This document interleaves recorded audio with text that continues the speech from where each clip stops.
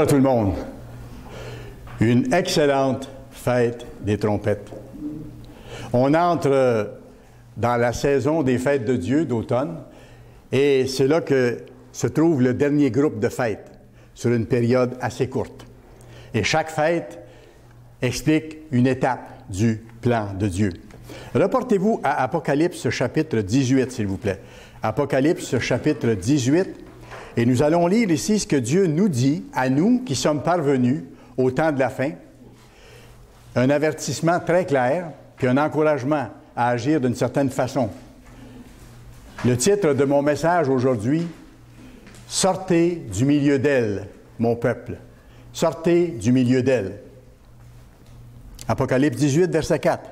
« Et j'entendis du ciel une autre voix qui disait, « Sortez du milieu d'elle, mon peuple, afin que vous ne participiez point à ses péchés. » C'est pour ça qu'il faut changer. Arrêter de faire ce qu'on faisait avant, qui était des transgressions des lois de Dieu, des péchés. Il dit que vous ne participiez point à ses péchés et que vous n'ayez point part à ses fléaux. On voit que ça parle du temps de la fin. Parce que nous entrons dans une période où il y aura des fléaux graves, désastreux qui vont se produire. Et Dieu avertit son petit peuple. Et il dit, préparez-vous. Changez vos façons de faire. Vivez chrétiennement. Laissez de côté ce que vous faisiez avant qui était contraire aux lois de Dieu. Si vous voulez, plaire à Dieu, et deuxièmement, échapper aux fléaux qui sont tout proches et qu'on voit s'approcher. Regardez le verset 8. À cause de cela, en un même jour, ces fléaux arriveront. En parlant de Babylone, le système mondial actuel, et qui sera identifié à la bête, l'Europe unie, au temps de la fin. À cause de cela, en un même jour, ces fléaux arriveront, la mort, le deuil et la famine, et elle sera consumée par le feu, car il est puissant, le Seigneur Dieu qui l'a jugé. Je reviens à 4. Il s'adresse à nous. « Sortez du milieu d'elle, mon peuple, afin que vous ne participiez point à ses péchés, et que vous n'ayez point part à ces fléaux. » Vous savez, chacune des fêtes que Dieu a décrétées, ça représente une des étapes de son plan qui ne change jamais. Et par rapport au temps de la fin, où nous sommes, et ça ne prend pas beaucoup d'explications pour savoir que nous sommes au temps de la fin, la prochaine étape à se réaliser, c'est justement celle décrite par la fête que nous célébrons aujourd'hui, par la fête des trompettes. Bientôt, il y aura 7 trompettes qui vont se faire entendre successivement. Quand? Au cours de la dernière année précédant le retour de Jésus-Christ sur la terre. Ce qu'on appelle le jour du Seigneur. C'est dans cette période-là que ces 7 trompettes-là vont sonner. Dans le fond, cette année-là, c'est la dernière année des 3 années et demie de la grande détresse. C'est ce que la Bible appelle le jour du Seigneur, qui est en fait l'année de la colère de Dieu ou de la colère de l'agneau. Les 2 premières années et demie des 3 années et demie de la grande détresse, c'est la colère de Satan. On n'a encore rien vu. Dans la grande détresse, au début, ce sera la colère de Satan et il y aura énormément de bouleversements, de souffrances et de choses terribles annoncées dans les Écritures. Et la dernière de ces 3 années et demie, là, c'est Dieu qui décide d'intervenir dans les affaires du monde pour mettre un terme à toute la misère humaine. Et c'est le seul espoir de l'humanité. Alors, cette dernière année-là, avec les 7 trompettes, c'est l'année de la colère de Dieu, l'année au cours de laquelle Dieu va intervenir directement de façon éclatante dans les affaires du monde pour préparer sa libération, la libération du monde. C'est pour ça que nous autres, il faut être prêts. Et c'est pour ça qu'il dit « Sortez d'elle, mon peuple. Cessez de pratiquer les choses que vous pratiquiez avant qui étaient contraires aux lois de Dieu. » Et on a tous, moi le premier, à continuer à nous purifier puis à vaincre ces choses-là avec l'aide de Dieu. Seul, on n'est pas capable. Mais avec l'aide de Dieu, on peut y arriver. On doit être prêt pour les événements turbulents qui vont s'ajouter. Il faut être prêt physiquement, bien sûr, mais c'est surtout être prêt spirituellement. Être prêt spirituellement et Dieu va prendre soin de nous. Allez dans Jérémie 51. Jérémie, chapitre 51, on va lire le verset 45. Regardez ce qu'il dit encore ici. Sortez du milieu d'elle, mon peuple. Dieu avait déjà commencé à dire ça dans l'Ancien Testament. C'est une prophétie. Et elle va s'accomplir de façon magistrale à notre époque. Sortez du milieu d'elle, mon peuple, et que chacun sauve sa vie. Et Dieu, au temps de la fin, va sauver la vie de ses fidèles serviteurs, comme j'ai expliqué dans d'autres messages, en échappant à la colère ardente de l'Éternel. En échappant à la colère ardente de l'Éternel. Et regardez le verset 6 du même chapitre, Jérémie 51. Fuyez de Babylone. Et Babylone, c'est le système méchant actuel. Les divertissements contraires aux lois de Dieu, les mensonges, l'hypocrisie, les fraudes qu'on voit dans la société, même dans les dirigeants de la société et tout ça. Il dit, fuyez, cessez de participer à ces choses-là ou de trouver ça intéressant. Fuyez de Babylone et que chacun sauve sa vie, de peur que vous ne périssiez dans sa ruine, parce qu'elle sera finalement détruite totalement par le Christ à son retour. Par ces fêtes, Dieu nous donne de connaître, et c'est formidable, c'est toute une bénédiction, de connaître son plan, de connaître le but de l'existence humaine. Et c'est important qu'on le réalise pour voir la grandeur de cette bénédiction-là. Ce n'est pas par votre intelligence ou la mienne, et ce n'est pas par votre bonté ou la mienne qu'on peut comprendre ces choses-là. C'est parce que ça nous est donné. Et plus on s'applique à vivre selon les lois de Dieu, plus il nous donne de comprendre la vérité et de comprendre son plan et de comprendre où on est rendu dans l'histoire du monde. Si je passe rapidement les premières fêtes, vous avez la Pâque au début du plan de Dieu. La Pâque, c'est le paiement de la dette par le Christ, l'agneau de Dieu.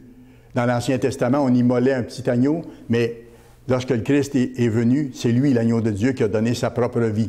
Après, vous avez la fête des pains sans levain, qui représente ce que nous avons à faire quand Dieu nous appelle, puis qu'on réalise qu'on a transgressé ses lois, c'est qu'on sort le levain, ce qui représente le péché de notre vie. On change. C'est la fête des pains sans levain, c'est la part qu'on a à faire. Après ça, vous avez la Pentecôte. La Pentecôte qui est la fête où Dieu donne son Saint-Esprit, a donné son Saint-Esprit à un groupe pour la première fois dans l'histoire. Et l'événement que chacune de ces fêtes représentait, ça s'est réalisé dans le temps. Ça s'est réalisé. Christ est mort, donc la Pâque s'est réalisée, mais elle continue de se réaliser spirituellement parce que quand quelqu'un est appelé, qu'il change sa vie, qu'il réalise qu'il a besoin du sang de Christ pour être pardonné, il passe par les eaux du baptême et il passe, dans le fond, par la Pâque, par le sacrifice de Christ. Alors, il y a une extension des fêtes sur le plan spirituel pour ceux que Dieu appelle. Après ça, pain sans levain, Israël est sorti d'Égypte à ce moment-là, mais nous, on doit sortir de notre Égypte spirituelle, de ce qu'on faisait de mal avant. Pentecôte, le Saint-Esprit a été donné, comme je dis, à un groupe, le jour de la Pentecôte, en l'an 31 de notre ère. Ça a été donné à partir de cette première Pentecôte du Nouveau Testament à un groupe de personnes. Et on peut encore avoir le Saint-Esprit de Dieu, le recevoir quand on se repent, qu'on se fait baptiser et qu'on reçoit l'imposition des mains par un ministre de Dieu. Maintenant, je vais plus loin parce que là, on est rendu là. La prochaine fête à se réaliser pour un événement majeur, c'est la fête des trompettes. La fête qu'on célèbre aujourd'hui. Et qui aura pour point culminant le retour du Christ à la 7e trompette. Matthieu 24, 7e trompette. Matthieu 24, c'est décrit ici. C'est important qu'on voit les éléments ensemble pour avoir une image d'ensemble. Matthieu 24, verset 30. Alors le signe du Fils de l'homme paraîtra dans le ciel, quand le Christ va venir. Les gens vont le voir de partout. Alors le signe du Fils de l'homme paraîtra dans le ciel. Toutes les tribus de la terre se lamenteront et elles verront le Fils de l'homme venant sur les nuées du ciel avec puissance et une grande gloire. Alors ceux qui prétendent, il y a des religions qui prétendent que le Christ est déjà sur la terre, qu'il est déjà venu, ou qu'il va venir en secret. La Bible dit clairement que tout œil va le voir. Et c'est prouvé ailleurs aussi. C'est une prophétie, c'est une promesse infaillible du Tout-Puissant. Alors aujourd'hui, en célébrant la fête des trompettes, dans le fond, on honore notre grand frère, on honore le roi des rois qui va venir bientôt. Il y a beaucoup de prédictions bibliques, parfois très détaillées, qui concernent ce qui va arriver. Il y a environ 200 prophéties au sujet du Christ qui ont été écrites avant sa naissance, avant qu'il naisse. Je ne sais pas si vous réalisez ça. Dieu est puissant. Il annonce d'avance des choses qui doivent arriver. Et concernant le Christ, il y a plus de 200 prophéties à son sujet qui ont été écrites avant sa naissance et qui annonçaient des événements précis qui allaient se produire au cours de sa vie et qui se sont accomplis à la lettre. Je vous donne quelques exemples en passant. Et quand j'ai préparé le sermon, ça m'a aussi fortifié parce qu'on voit que le Dieu Tout-Puissant est capable d'annoncer d'avance les choses qui vont arriver puis les faire arriver. Alors, ce qu'il a dit comme devant arriver à notre époque va arriver. C'est une garantie de ça en même temps. Ésaïe, chapitre 7. Allez dans Ésaïe, chapitre 7, verset 14. « C'est pourquoi le Seigneur lui-même vous donnera un signe. Voici, la Vierge deviendra enceinte, elle enfantera un fils, et elle lui donnera le nom d'Emmanuel. » Emmanuel veut dire Dieu avec nous. Voyez-vous, cette prophétie-là a été annoncée longtemps avant la naissance du Christ, même quel nom il allait recevoir. Vous pourrez aller voir dans Matthieu 1, verset 23, voir la correspondance. Matthieu 1, verset 23, c'est la correspondance. Allez maintenant dans Michée, chapitre 5. Michée, chapitre 5.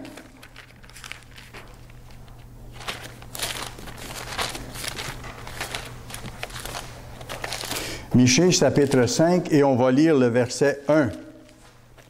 Et regardez.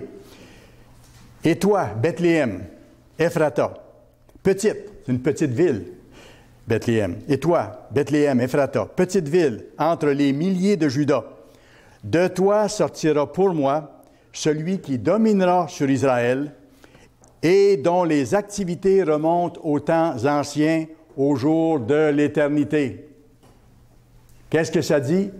C'est que le Christ allait naître à Bethléem, celui qui avait existé de toute éternité avant. Il dit, il va naître à Bethléem, même si c'est une toute petite municipalité. Vous pourrez aller voir dans Matthieu 2, verset 5. Matthieu, chapitre 2. On va s'y rendre parce qu'on va regarder d'autres choses là après. Matthieu 2 et le verset 5.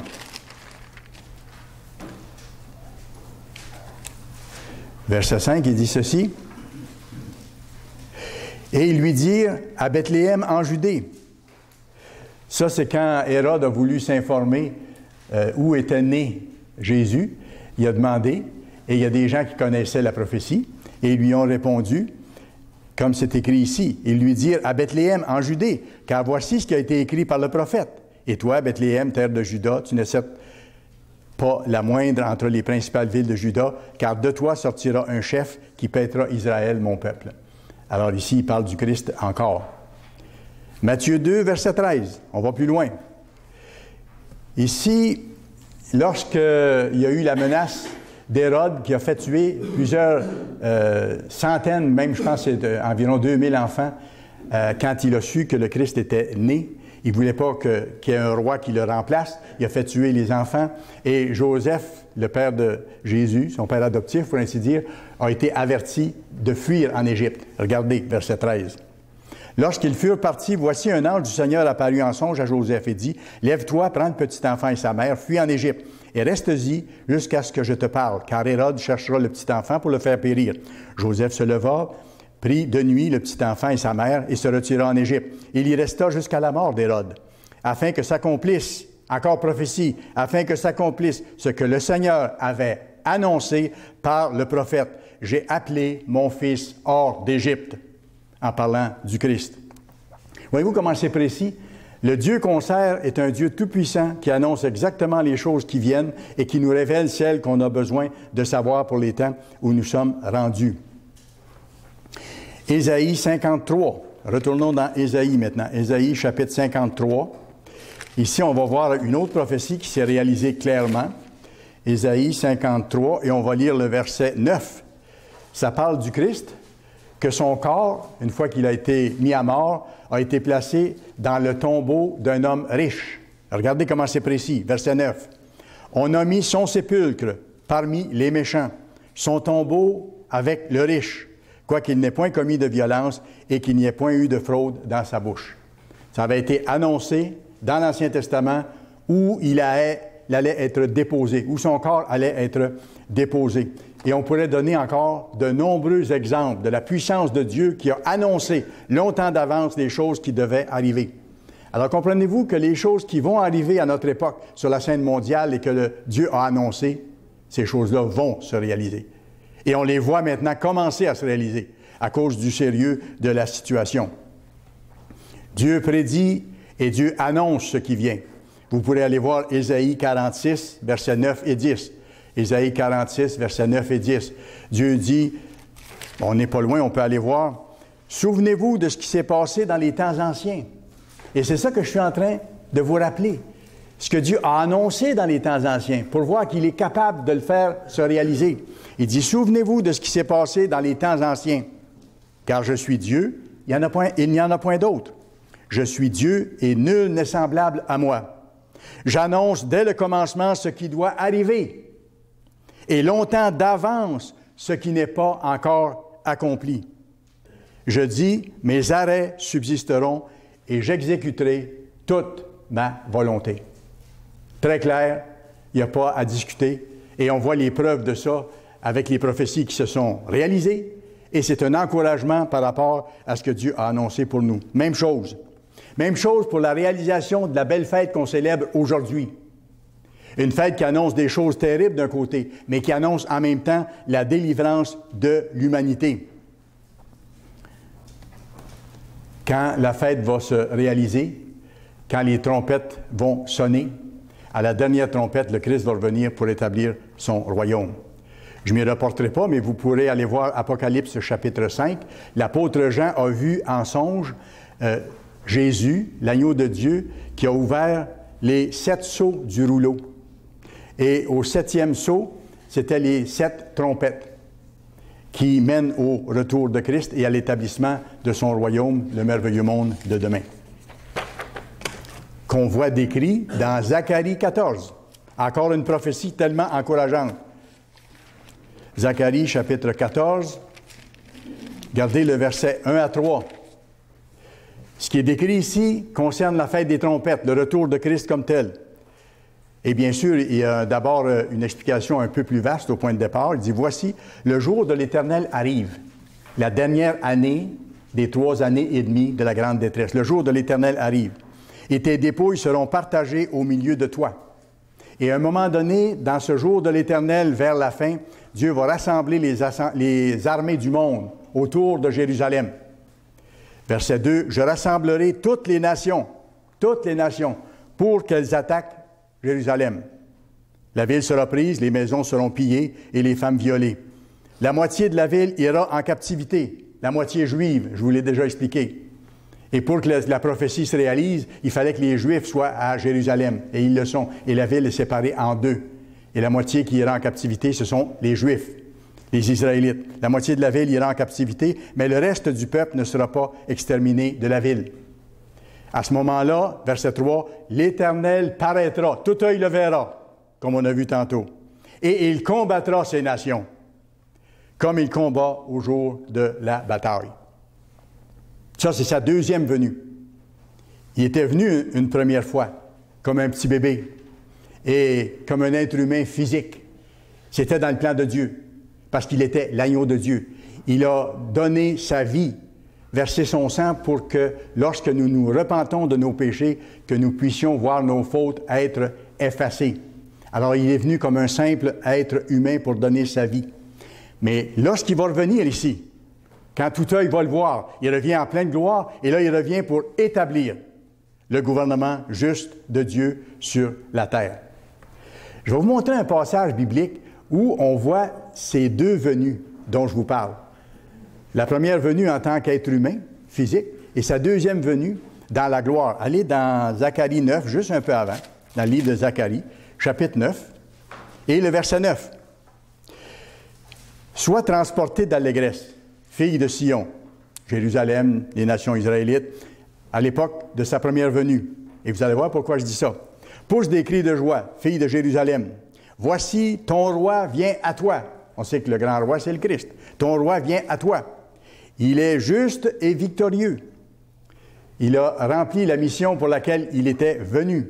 Et regardez la fin du verset. Il est humble et monté sur un âne.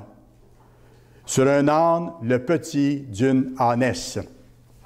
Alors, voyez-vous, sa première venue et ce qu'il allait faire avant d'entrer à Jérusalem à un certain moment donné, à la fin de sa vie, ça avait été décrit dans la prophétie et on le retrouve dans les textes du Nouveau Testament. Vous pourrez aller voir dans Matthieu 21, versets 1 à 5. Matthieu 21, versets 1 à 5.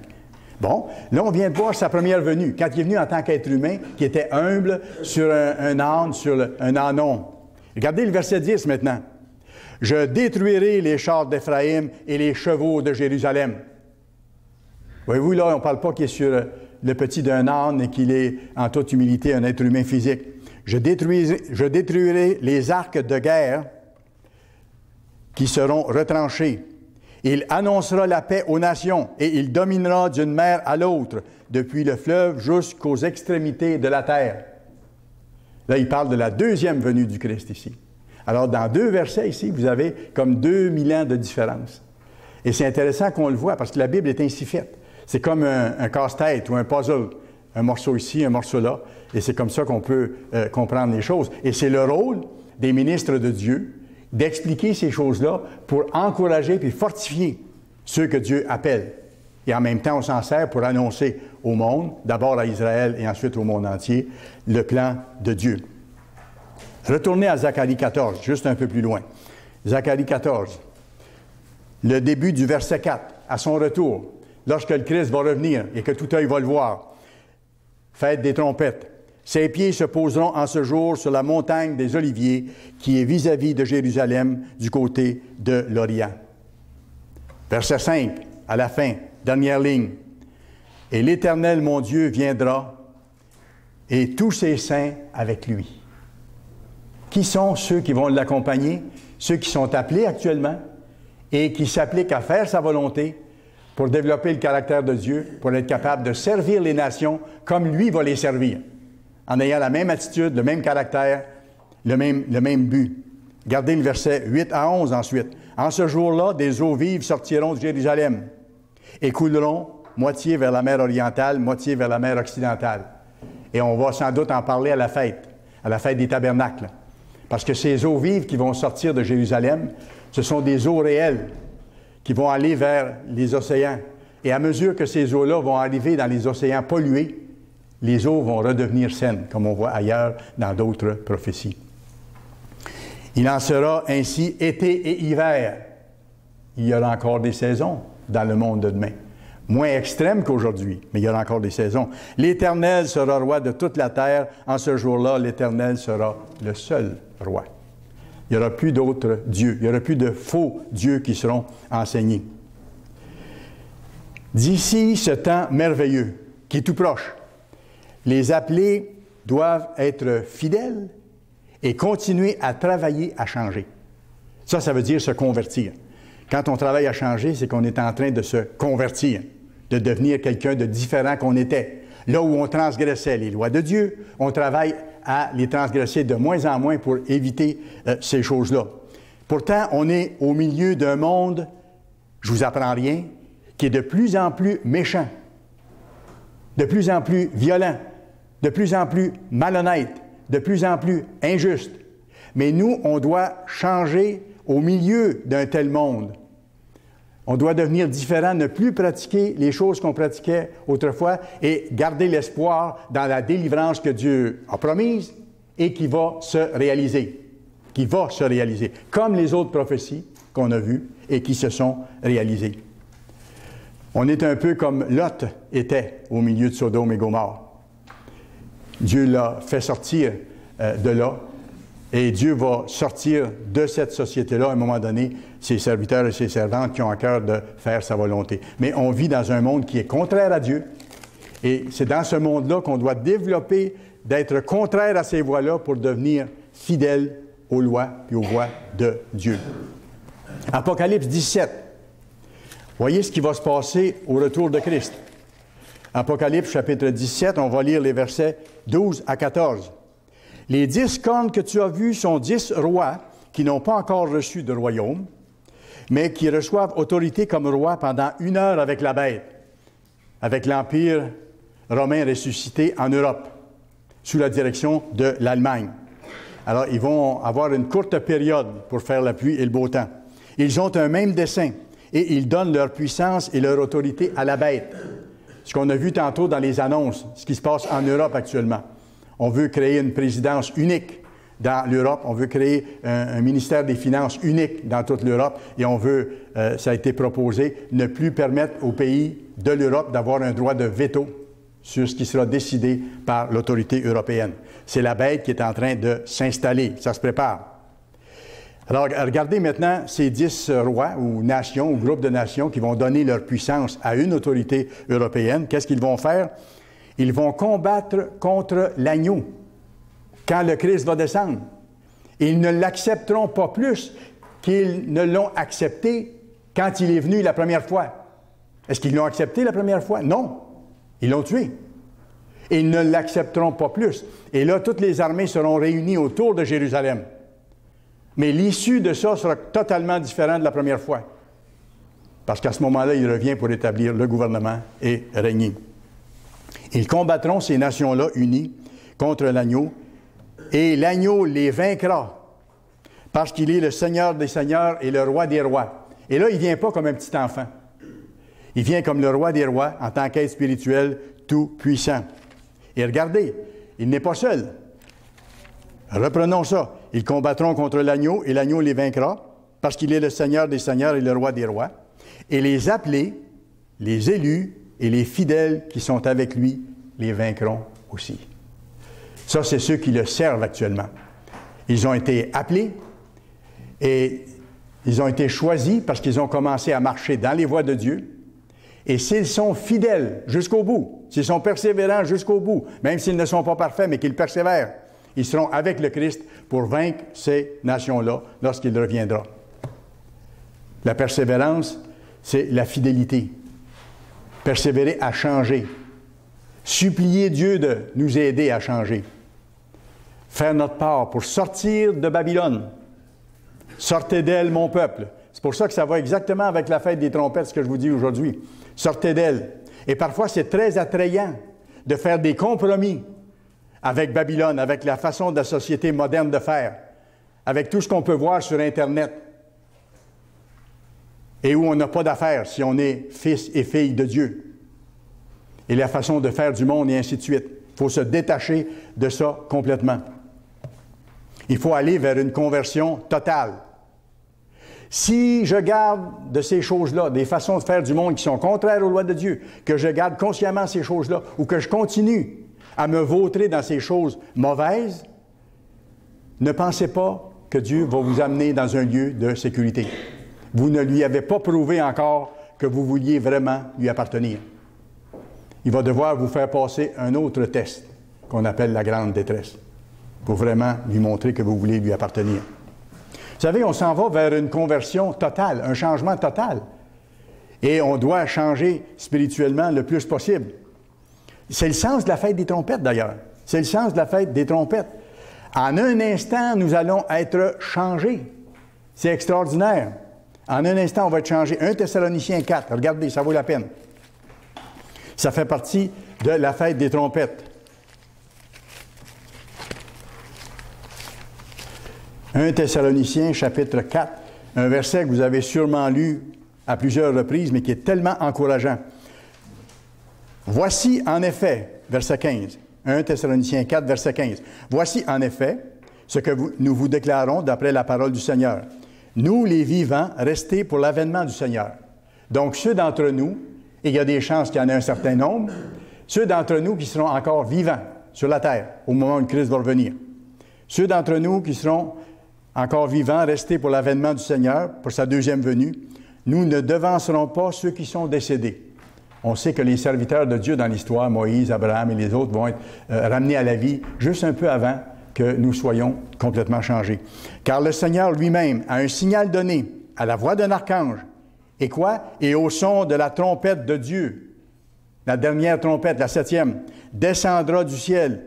Et les morts en Jésus-Christ, ceux qui lui appartenaient, ressusciteront premièrement. C'est ça que je vous dis. Et on ne les devancera pas. Verset 17. Ensuite, nous les vivants qui serons restés, nous serons tous ensemble élevés avec eux sur des nuées à la rencontre du Seigneur dans les airs. Et ainsi, nous serons toujours avec le Seigneur. Et où est-ce qu'il sera, le Seigneur, après ça? On l'a vu dans Zacharie 14. Ses pieds vont se poser sur le mont des Oliviers. Et il va être le roi de toute la terre. Et ses serviteurs fidèles seront avec lui pour établir un gouvernement mondial qui va changer l'histoire du monde. On part de loin. Tu es poussière et tu retourneras en poussière. On est fait de la poussière de la terre. On est poussière, mais quand on change, quand Dieu nous appelle, qu'on change de façon de vivre, qu'on demande pardon, Dieu nous lave de nos fautes. Et qu'est-ce qu'il fait? Il met de son Saint-Esprit, de sa puissance, un élément spirituel dans nous, dans la poussière que nous sommes. Mais là, il dit, il faut vous continuer à changer, là, à pratiquer les lois de Dieu. Et si vous êtes persévérant jusqu'au bout, je vais vous changer totalement et vous deviendrez totalement esprit, comme le Christ est esprit. C'est le chemin qu'on parcourt. De poussière à poussière plus esprit, et ensuite à être totalement spirituel. D'où la nécessité de marcher vers un changement total. Vers un changement total, en toutes choses. Et de tout cœur, pas en rechignant. Il y a des choses qui sont plus difficiles à changer. Ça, c'est normal. On voit Paul qui disait, il y a un combat dans moi, je connais les lois de Dieu, mais j'arrive pas à les mettre en pratique parfaitement, ça me décourage parfois. Mais il dit à la fin de son explication, heureusement, par le Christ, je vais y arriver. Et il y est arrivé. Et il est arrivé. C'est la même chose pour nous. Apocalypse 21. Apocalypse, chapitre 21, on va lire le verset 7 et 8. On doit vaincre. On doit être en train de vaincre. Et quand le Christ va revenir ou quand la grande détresse va vraiment approcher, il faudra être en train de vaincre de tout notre cœur, même si on n'est pas arrivé parfaitement. Il dit, celui qui vaincra héritera ces choses. Je serai son Dieu et il sera mon fils. Pourquoi? Parce qu'on naîtra dans sa famille et on deviendra membre de la famille royale, être totalement spirituel comme le Christ et comme Dieu. Mais il dit après ça, et c'est un avertissement pour nous, mais pour les lâches, les incrédules, ceux qui ont connu, qui ont cru, qui ont rejeté, mais pour les lâches, les incrédules, les abominables, les meurtriers, les débauchés de toutes sortes, les magiciens, les idolâtres et tous les menteurs, on ne peut pas être hypocrite avec Dieu, tous les menteurs, leur part sera dans l'étang ardent de feu et de soufre, qui est la seconde mort. Et c'est une mort de laquelle on ne revient pas. Parce que Dieu va faire passer ces gens-là par une mort définitive. Pourquoi? Par amour. Parce qu'il ne veut pas qu'ils souffrent éternellement. Ils ne veulent pas changer. Ils n'ont pas changé. Alors Dieu règle le cas de cette façon-là, par amour pour eux. Alors voyez-vous, notre changement, il n'est pas instantané. C'est une démarche, c'est un processus. Mais on a Dieu qui nous aide tout le temps. Et moi, j'ai bien aimé, parfois je reviens avec cette image-là, on en parle, mon épouse et moi, l'image que Dr. Ménédic a déjà donnée. Il dit, parfois, on a l'impression, devant des épreuves, ou des montagnes à traverser, ou des choses difficiles à changer, on a l'impression qu'on tient à un fil, qu'on n'y arrivera pas. Mais si on est fidèle à Dieu, qu'on le supplie, qu'on travaille à changer, il dit, dans le fond, la réalité, oui, on peut avoir l'impression de tenir par un fil, mais nos pieds reposent sur le rocher des siècles. Le Christ est défini comme le rocher des siècles. Et je ne sais pas si vous êtes déjà allé sur des gros rochers. Moi, quand j'étais petit, sur la ferme, j'allais souvent sur des grands rochers qu'il y avait dans le bois et courir sur les roches, même des fois me coucher sur la pierre chaude, les belles journées d'été quand j'étais 7, 8 ans, 9 ans, là, goûter cette sensation-là. Et je me rappelle à quel point ce rocher-là était solide, là. Alors, le Christ, c'est le rocher des siècles. C'est la pierre angulaire de tout l'édifice. Alors, il ne faut pas craindre de lui demander son aide, de lui demander de nous aider à avancer dans son chemin. Alors, voyez-vous, il faut continuer de changer. Il faut continuer de nous convertir. Et dans le fond, c'est un message qui va exactement avec la fête des trompettes aujourd'hui. Parce que quand elle va se réaliser bientôt, il faudra être prêt. Quand elle va se réaliser, si nous ne sommes pas prêts, nous allons en subir les conséquences. Et c'est pour ça que le ministère a la responsabilité d'avertir les membres, de les encourager, et en même temps, bien sûr, d'avertir l'humanité comme on le fait par la télévision, par Internet, par nos publications, et en répondant aux questions des gens qui nous demandent de la compréhension. Alors nous, il faut continuer à changer et ne pas perdre de vue le grand but qui s'en vient. Dieu a dit qu'il allait établir un gouvernement mondial qui va amener la paix, la prospérité. Il n'endurera plus de guerre. Il n'endurera plus de guerre. Il dit qu'il va être le juge des nations, l'arbitre d'un grand nombre de peuples. Et de leurs armes de guerre, ils vont forger des instruments de culture, d'agriculture. Tout va changer. Et s'il y en a qui ne se soumettent pas à ce moment-là, ils n'auront pas le choix. Il va falloir qu'ils se soumettent ou ils n'existeront plus. Dieu n'entendra pas à rire non plus parce que son gouvernement sera établi et il y aura la paix. Et on voit, quand on regarde ce qui se passe dans le monde, que la paix ne peut pas venir par des ententes humaines ou par des bons sentiments ou par l'ONU ou par des conférences sur la paix, où on parle de paix, où on parle de paix. Mais il n'y a pas de paix. Il n'y a pas de paix. Il y a de l'hypocrisie. Alors qu'on parle de paix, les nations s'arment de plus en plus, augmentent leur budget de la défense, toujours au nom de la paix. Comment vous pouvez faire la paix si vous êtes armé jusqu'aux dents et que dès qu'il y a un petit mouvement de l'autre côté, les gens attaquent ou contre-attaquent? La vraie paix va venir quand le Christ va venir, le prince de la paix, le roi des rois, le seigneur des seigneurs. Dieu nous a révélé ce qui s'en vient. Et Dieu nous a révélé, et c'est tellement encourageant, le rôle que nous aurons à jouer dans le rétablissement des choses, dans la reconstruction du monde. Il y aura un bonheur incroyable à faire ça, à aller vers les gens qui seront des survivants de la Troisième Guerre mondiale, qui vont sortir des camps de concentration, qui auront besoin d'être consolés, d'être guéris, mais on aura les pouvoirs pour le faire, d'être encouragés.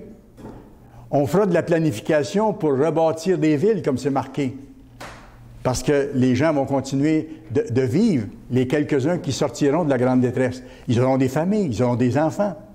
Alors, qu'est-ce qu'on va faire? On va leur enseigner aussi comment vivre en tant que couple. Comment fréquenter lorsqu'on est un jeune homme ou une jeune fille.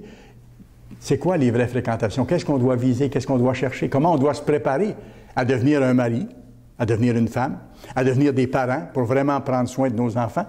On enseignera ça aux gens et tout va changer. Tout va changer. Et on les aidera même à reconstruire des maisons, à tracer des lignes pour des chemins et ainsi de suite. Et ça ne sera pas des villes comme on a maintenant. Je pense qu'il n'y aura pas grand-chose qui va ressembler à ce qu'on vit présentement et à ce qu'on voit autour. Je pense qu'il n'y aura pas grand-chose. Parce que j'ai lu hier dans ma Bible qu'il ne gardera aucune pierre des bâtisses qui existent actuellement. Donc, ça laisse entendre que c'est un recommencement total. On n'a pas idée, je pense, de ce qui va être le monde de demain, comment les choses vont être. Alors, je reviens à ça, au retour du Christ. Si nous sommes fidèles, nous allons être transformés totalement en êtres spirituels. Tout de suite après que Abraham, Isaac, Jacob, Moïse vont être ressuscités, M. Appartient, M. Armstrong, M. Meredith.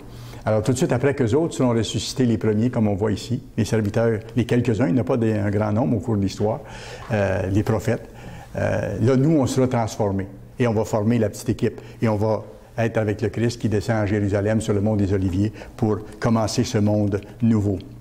D'être humains physiques, ayant le Saint-Esprit en nous, à ce moment-là, nous allons devenir des êtres spirituels glorieux, comme le Christ. Comme le Christ, exactement. Pleinement fils et fille de Dieu. C'est gros comme concept, ça.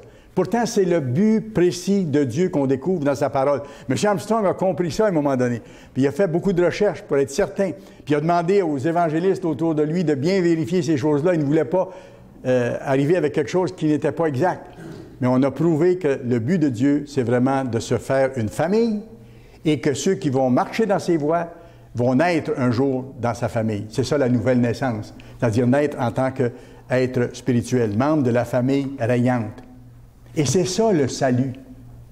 Les églises du monde ne comprennent pas le salut.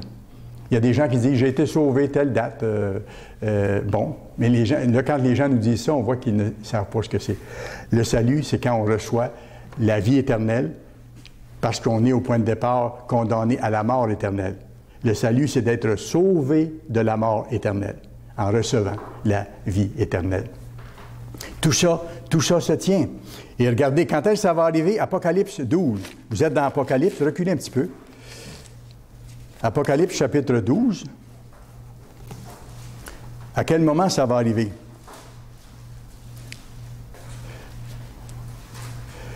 On sait que ça va se produire après que Satan sera envoyé sur la terre avec ses démons et qu'il va faire la grande détresse, les 2 premières années et demie de la grande détresse, la colère de Satan. Verset 9. « Et il fut précipité, le grand dragon, le serpent ancien, appelé le diable et Satan, celui qui séduit toute la terre, de toutes sortes de façons possibles, avec toutes sortes de religions ou de non-religions. Et il fut précipité sur la terre et ses anges furent précipités avec lui. » Ça, c'est des temps qui sont proches devant nous. Et regardez, et j'entendis dans le ciel une voix forte qui disait, « Maintenant le salut est arrivé. » Pas avant. C'est à ce moment-là que la vie éternelle sera donnée aux anciens serviteurs de Dieu de l'Ancien Testament et que la vie éternelle sera donnée à ceux qui seront encore physiques, mais qui seront transformés en un instant au retour de Christ. Maintenant le salut est arrivé, ainsi que la puissance, le règne de notre Dieu. On voit que c'est au temps de la fin. Le règne de notre Dieu et l'autorité de son Christ. Formidable. Tout ça, ça se tient. J'ai essayé de mettre ensemble le plus d'éléments du puzzle ou du casse-tête pour qu'on voit le grand plan d'ensemble qui est tellement, tellement encourageant. Allez maintenant à 1 Jean chapitre 3.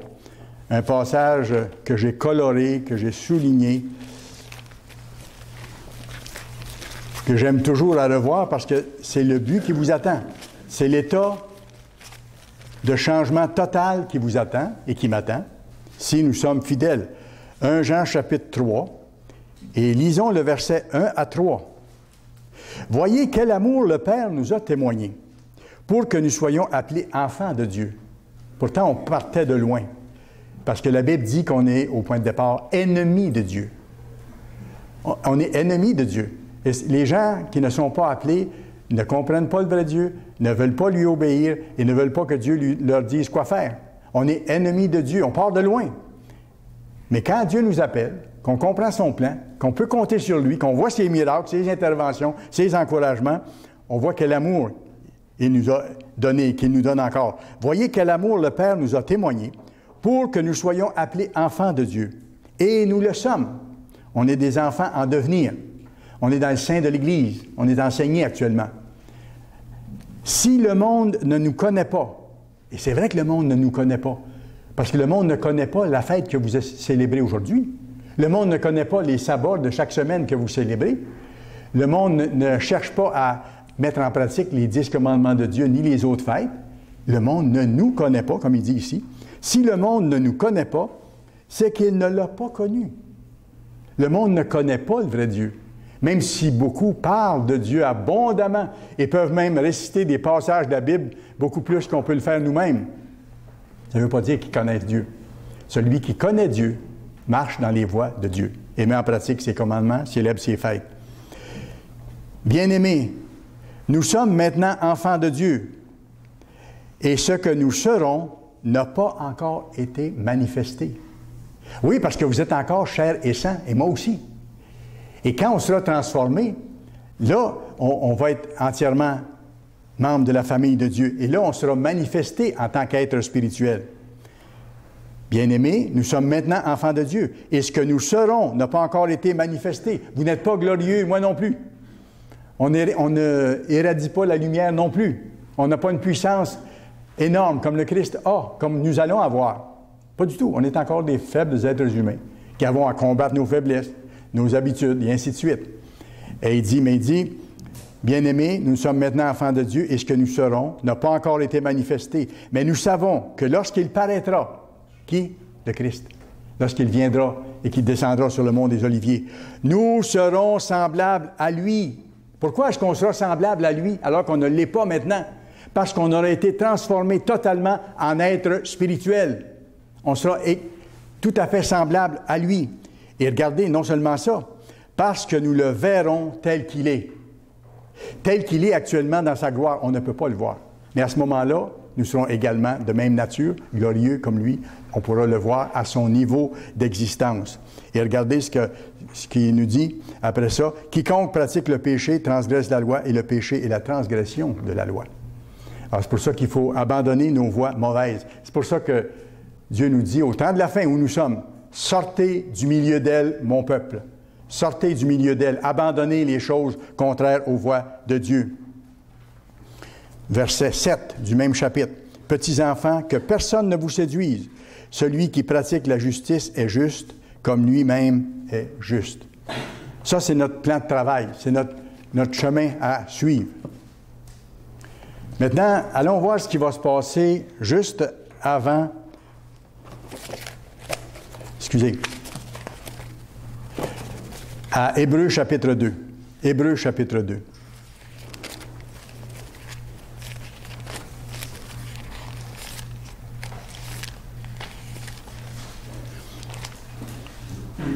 Et nous allons lire le verset 10 à 13.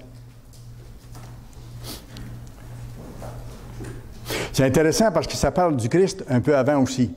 Et ça, c'est symbolique du cheminement des êtres humains, de physique à spirituel également.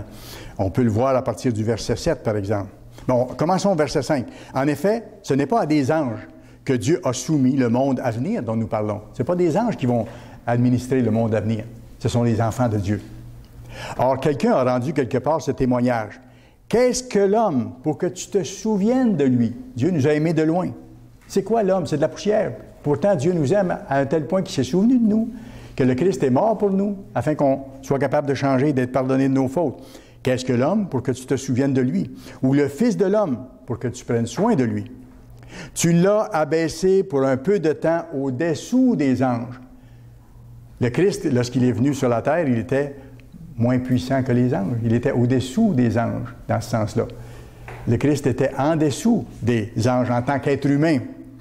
Tu l'as abaissé pour un peu de temps au-dessous des anges, et la condition des êtres humains, comme nous on est en dessous des anges aussi. Tu l'as couronné de gloire et d'honneur. Oh, il s'est passé quelque chose. Quand le Christ a vaincu Satan, quand il a été ressuscité, qu'il a retrouvé son état glorieux original, il a été couronné de gloire et d'honneur. Et tu as mis toutes choses sous ses pieds, parce que le Christ doit hériter toutes choses. Mais est-ce qu'il n'y a pas quelqu'un d'autre qui doit hériter toutes choses? Ses petits frères et ses petites sœurs aussi. Et c'est pour ça que je vous dis qu'il y a un symbolisme ici entre le Christ et nous, ses appelés, ses petits frères et ses petites sœurs. Parce que Dieu veut mettre sous nos pieds toutes choses avec le Christ. Comme c'est marqué dans Romains, on va hériter avec le Christ de toutes choses. En effet, en lui soumettant toutes choses, Dieu n'a rien laissé qui ne lui soit soumis. Cependant, nous ne voyons pas encore maintenant que toutes choses lui soient soumises. Mais non, le monde continue depuis Adam et Ève comme c'était. Et même, il devient de plus en plus méchant. Mais celui qui a été abaissé pour un peu de temps au-dessous des anges, Jésus, nous le voyons couronné de gloire et d'honneur à cause de la mort qu'il a soufferte. Ainsi, par la grâce de Dieu, il a souffert la mort pour tous. C'est pour nous qu'il a fait ça. C'est pour nous qu'il a fait ça. Et regardez le verset 10. Il convenait en effet que celui pour qui et par qui sont toutes choses. Pourquoi il dit ça? Parce que c'est le Christ qui a créé tout ce qui existe. C'est lui qui a procédé à la création.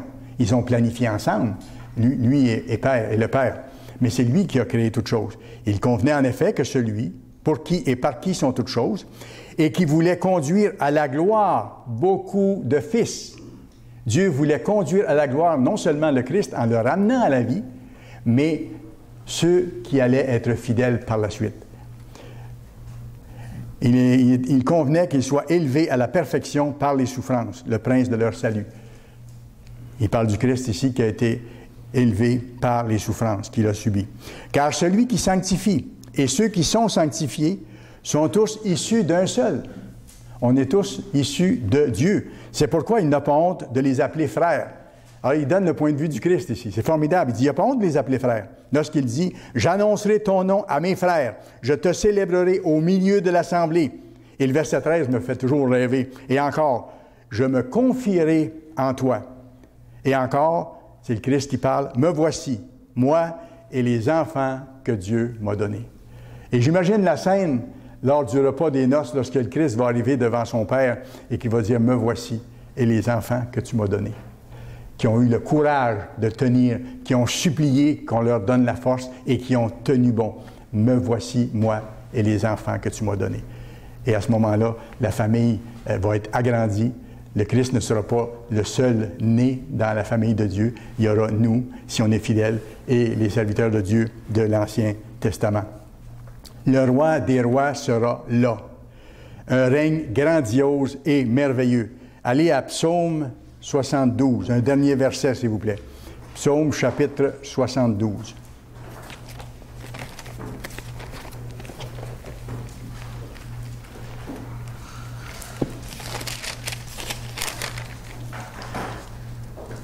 Ça parle du Christ ici, ça parle de son règne. Psaume 72, verset 2. « Il jugera ton peuple avec justice et tes malheureux avec équité.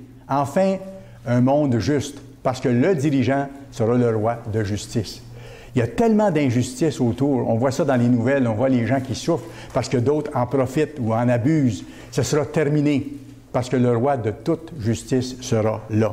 « Il jugera ton peuple avec justice et tes malheureux avec équité. » Regardez le verset 7 et 8. « En ces jours, le juste fleurira et la paix sera grande jusqu'à ce qu'il n'y ait plus de lune. » Mais vous, c'est une façon imagée de dire que la paix va durer à toujours.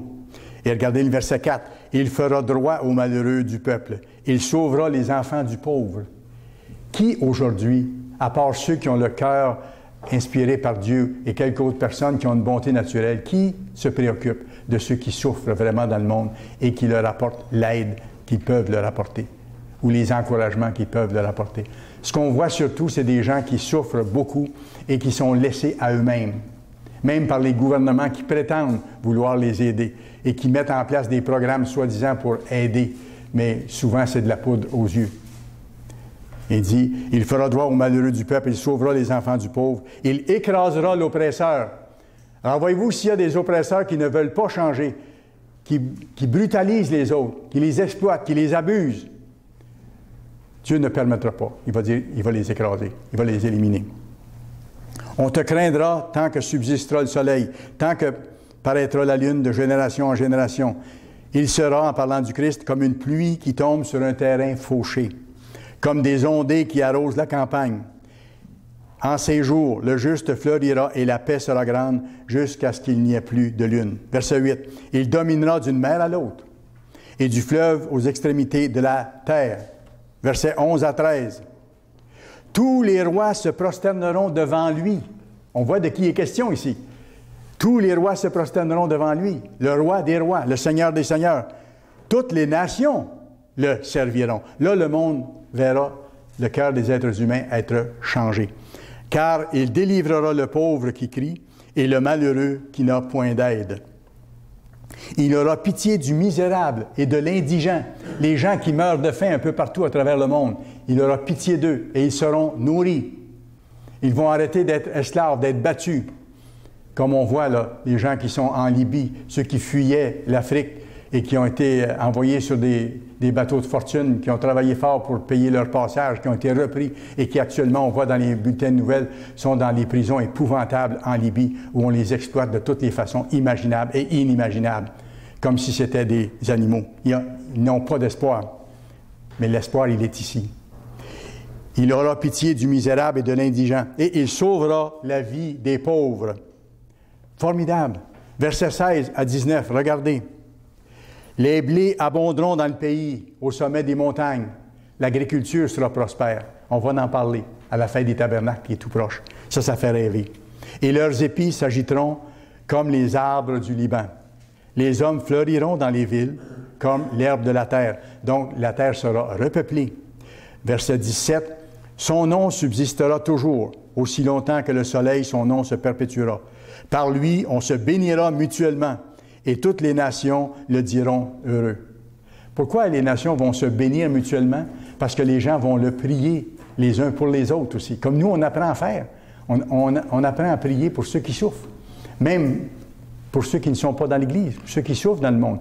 Comme on prie actuellement pour ceux qui sont sous les gravats au Mexique, après ce tremblement de terre. On prie pour ceux dans les îles qui ont été frappés par de violents ouragans et qui sont dénués de tout, qui n'ont plus de nourriture, qui n'ont plus d'eau potable, qui vivent dans des conditions épouvantables. On prie Dieu, on supplie Dieu que son règne vienne au plus tôt, parce qu'on sait que c'est la seule solution. Et Dieu veut qu'on participe à réparer le monde lorsqu'il sera revenu. Par lui, on se bénira mutuellement, et toutes les nations le diront bienheureux. Béni soit l'Éternel Dieu, le Dieu d'Israël, qui seul fait des prodiges. C'est lui, le Tout-Puissant, qu'on a le plaisir de servir.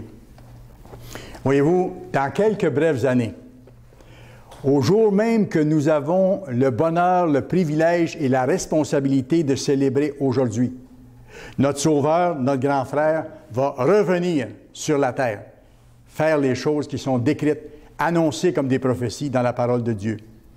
Et le monde entier va entreprendre à son tour le processus de conversion totale, d'un changement de cœur, de changement d'habitude pour pratiquer les lois de Dieu et éliminer le mal.